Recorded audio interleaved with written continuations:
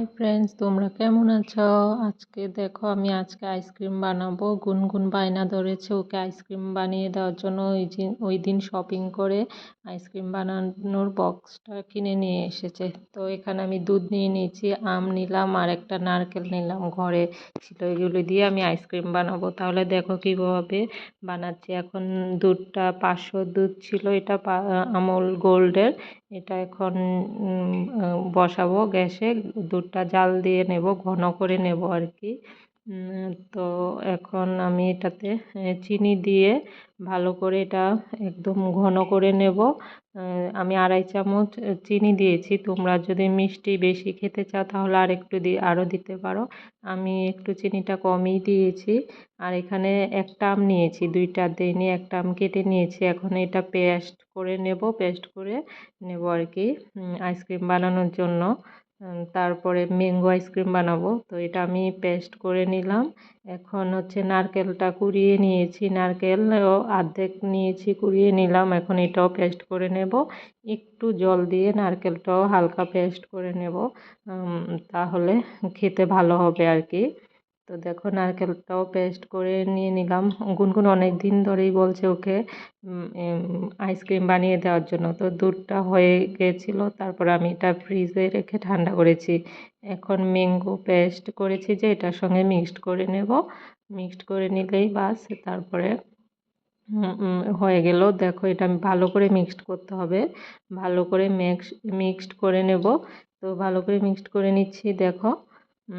তারপরে নারকেলটার মধ্যে দুধ দিয়ে ভালো করে মিক্সড করে নেব। দেখো নারকেলটাও দুধ দিয়ে মিক্সড করে নিচ্ছি। আগে স্কুলে খুব খেতাম নারকেল আইসক্রিম, ওইগুলি আমার ফেভারিট ছিল। তো ঘরে যখন নারকেল ছিল দেখেই বলছি নারকেল দিয়ে বানাবো। তো আইসক্রিমগুলি খুব ভালো হয়েছিল। তো এখন দেখো বক্সগুলিতে দিয়ে দেব, দিয়ে ফ্রিজে রেখে দেব, তারপরেই হয়ে যাবে আইসক্রিম। গুনগুন অনেক খুশি, অনেক খুশি, অনেক দিন ধরে বলছিল ওকে আইসক্রিম বানিয়ে দেওয়ার জন্য। তো আমি বানাচ্ছিলাম না। তো আজকে বলছি আজকে টাইম আছে যখন ওকে বানিয়ে দিই। কবে থেকে বায়না করছে, ও অনেক খুশি ছিল।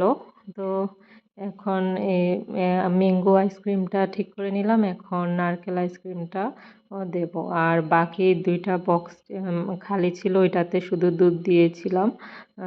তাহলে দেখো কিভাবে বানাই, খুব ইজি। তোমরাও বাড়িতে বানিয়ে বাচ্চাদেরকে দিতে পারো।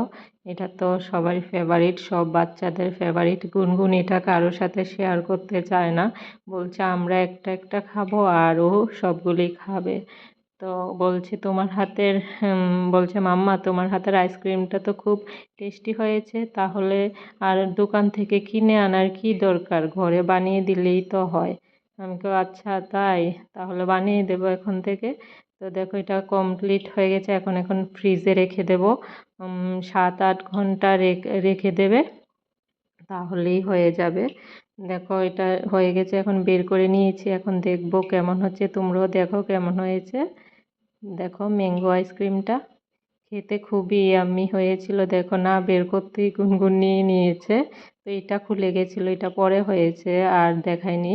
তো দেখো দুধ আইসক্রিমটা দেখো কি সুন্দর হয়েছে। বের করছি আইসক্রিমটা আর গুনগুন নিয়ে নিচ্ছে, কারণ ও তো কখন থেকে খাওয়ার জন্য অপেক্ষা করছে। 1 ঘন্টা পরেই বলছে মাম্মা দেখো তো এটা হয়েছে কি না। দেখো কি সুন্দর হয়েছে আইসক্রিমগুলি। তোমরাও ট্রাই করে দেখো, খুব টেস্টি হবে, খেতে খুব টেস্টি হয়। টাটা।